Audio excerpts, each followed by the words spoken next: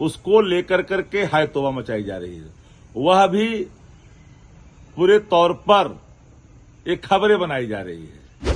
अब जाते हैं गौशाला पहुंच जाते हैं, निजी आवास पहुंच जाते हैं, और दल के भी नेता है ना, और दल के भी लोग हैं। ओरमा ग्रुप, जो सोचता है वो करता है। आपके अपने सपनों का आशियाना। सर्कुलर 10 जो कि राबड़ी देवी की आवाज से जाना जाता था, जिसे राबड़ी देवी को पूर्व मुख्यमंत्री होने के नाते मिला था, लेकिन अब इस आवाज को खाली कराया जा रहा है, जिसको लेकर चर्चा इस वक्त काफी तेज हो चुकी है और साथ ही साथ पक्ष और विपक्ष दोनों में ही जो है बयानबाजी काफी तेज हो गई है। और ऐसे में एक बार फिर से आरजेडी के प्रवक्ता यानी कि शक्ति सिंह के बयानों ने जो है सियासी हलचल काफी तेज कर दी है।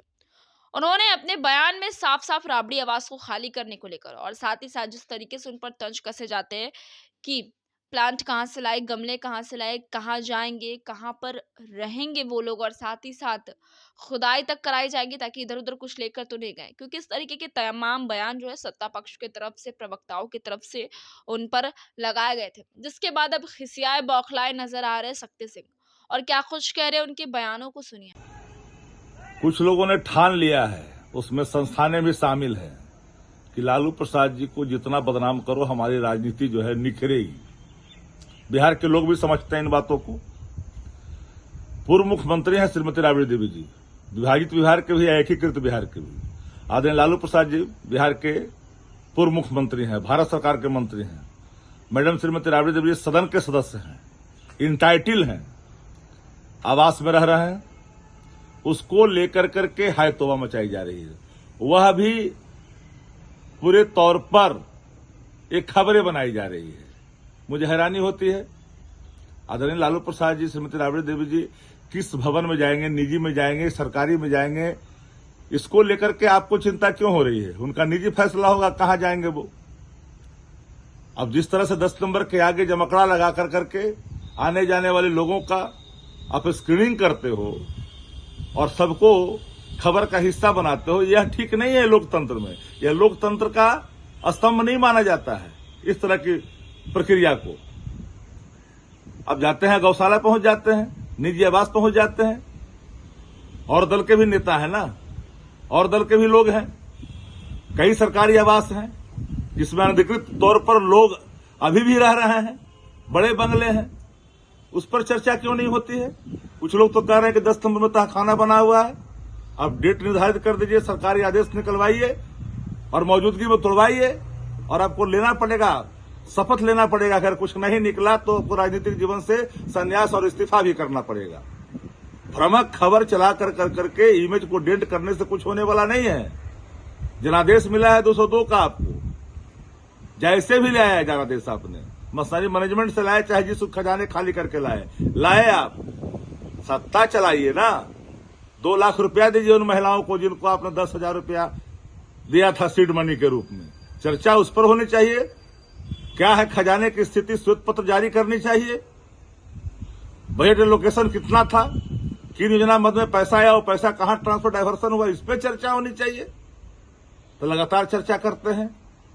किसी के घर के निजी जीवन में ताक झाक कर करके आप जो परसेप्शन क्रिएट कर रहे हैं, ये ठीक नहीं होना चाहिए।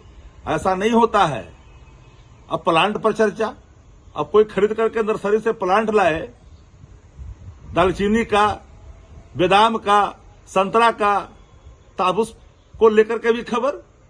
क्या भवन निर्माण विभाग को पता नहीं है कि क्या चीज दिया है वहां, और किन किन चीजों को वहां पर रखा है, कौन चीज पहले से था और क्या चीज बाद में हुआ?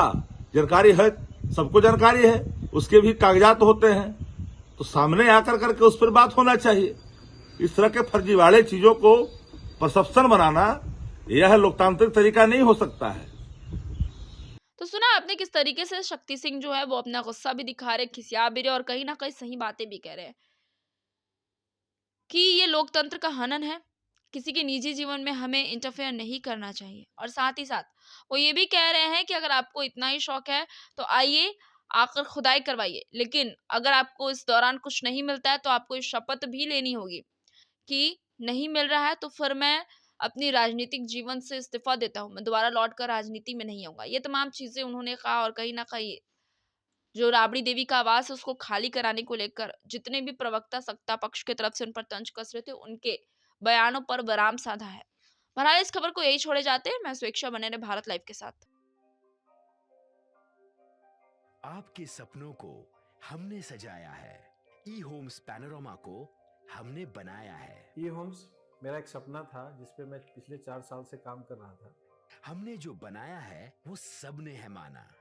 ई होम्स पैनोरामा में हो आपका भी आशियाना। और फाइनली हमने 2021 में इस प्रोजेक्ट को लॉन्च किया। बहुत लोग अप्रिशिएट कर रहे हैं कि पूर्णिया जैसे शहर में, बिहार के, एक तो बिहार की बात करें उसमें भी पूर्णिया जैसे छोटे जगह में इस तरह का लाइफस्टाइल देना, ये सुन के हम लोगों को बहुत अच्छा लगता है।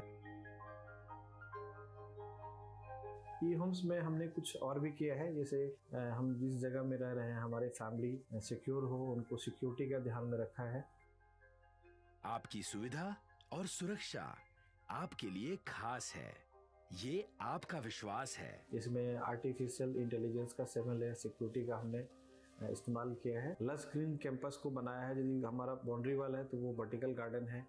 ये जितनी भी फैसिलिटी होता है एक इंटरनेशनल टाउनशिप में ई होम्स है, ये हम लोग विश्वास नहीं कर पा रहे हैं। जो भी हमारे मित्र दोस्त या जो भी हमारे बाहर के बाहर आते हैं तो हम लोग को बहुत अच्छा सुनने को मिलता है और बहुत अच्छा क्रेडिट मिल रहा है। वो सारा हमने सिर्फ एक बिल्डिंग नहीं बनाया, हमें एक बहुत अच्छा लाइफस्टाइल दिया ई होम्स में, और मेरा एक सपना था जिसको मैं आज फुलफिल होते हुए देख पा रहा हूँ। ये आपका आवास है। ई होम्स पैनोरामा में अब आपका निवास है। E Homes Panorama, luxurious lifestyle redefined. Panorama Group, जो सोचता है वो करता है। अगर ये वीडियो पसंद आई और वह बिहार के राजनीति और बिहारियत से सरोकार रखेनी तो सब्सक्राइब बटन दबा के चैनल के सब्सक्राइब कर ली। ओजे एगो घंटी बा, ओकरा बटन दबा देला से कुल सटीक और मारक खबर रुआ मुफ्त में मिल जाई। अगर रुआ पत्रकारिता के हमनी के नया प्रयोग में सहयोग कर चाहतानी तो ज्वाइन बटन दबा दी। पेटीएम नंबर नोट कर ली 9386816700।